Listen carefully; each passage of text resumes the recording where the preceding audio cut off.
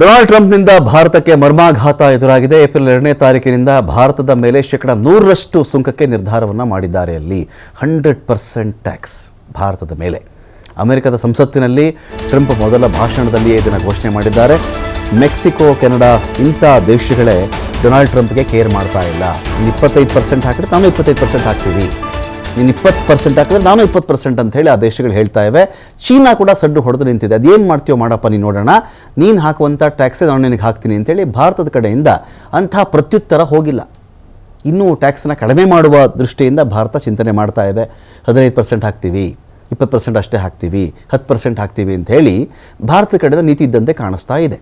ಆದರೆ ಟ್ರಂಪು ಯಾವುದಕ್ಕೂ ಕೇರ್ ಮಾಡ್ತಾ ಇಲ್ಲ. ಬಗ್ಗಿ ನಡೀತಿರುವವ್ರನ್ನ ತೆವಳು ನಡಿ ನೀನು ಅಂತ ಹೇಳಿದಂತೆ ಕತೆ ಇದು.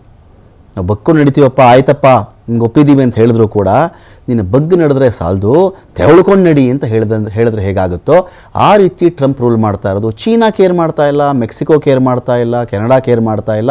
ಗೊತ್ತಿಲ್ಲ ಭಾರತದ ನೀತಿ ಇನ್ನೂ ಏನಾಗುತ್ತೋ ಮುಂದಿನ ದಿನಗಳಲ್ಲಿ ನೋಡಬೇಕಾಗತ್ತೆ. ಮೊದಲ ಭಾಷಣದಲ್ಲಿಯೇ ಘೋಷಣೆ ಮಾಡಿರೋದು ಭಾರತಕ್ಕೆ ಟ್ಯಾರಿಫ್ನ ಆಘಾತ ಒಡ್ಡಿರೋದು. ಏನು ಗೆಳೆಯ ಗೆಳೆಯ ಗೆಳೆಯ ಅಂತ ಹೇಳಿ ಗೆಳೆಯ ಮಾಡ್ತಿರೋ ಕಥೆ ಇದು ಭಾರತಕ್ಕೆ. ಇನ್ನೊಂದು ಕಡೆ ನೋಡಿ, ಇದಷ್ಟೇ ಬೇಸರವಲ್ಲ, ಬೇಸರ ಅಲ್ಲಿಗೆ ನಿಲ್ಲಲ್ಲ.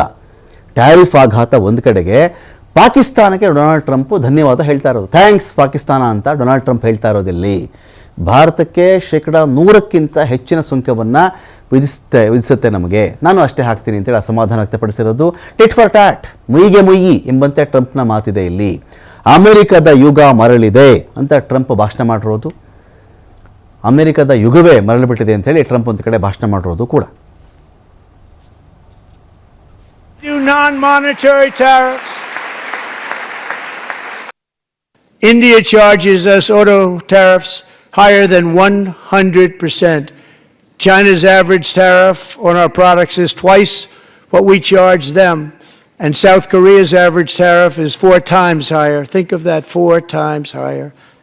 And we give so much help militarily and in so many other ways to South Korea. But that's what happens. This is happening by friend and foe. April 2nd, reciprocal tariffs kick in. And whatever they tariff us, other countries, we will tariff them. That's reciprocal, back and forth.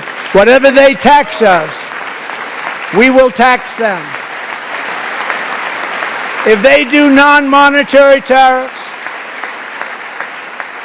to keep us out of their market, then we will do non-monetary barriers.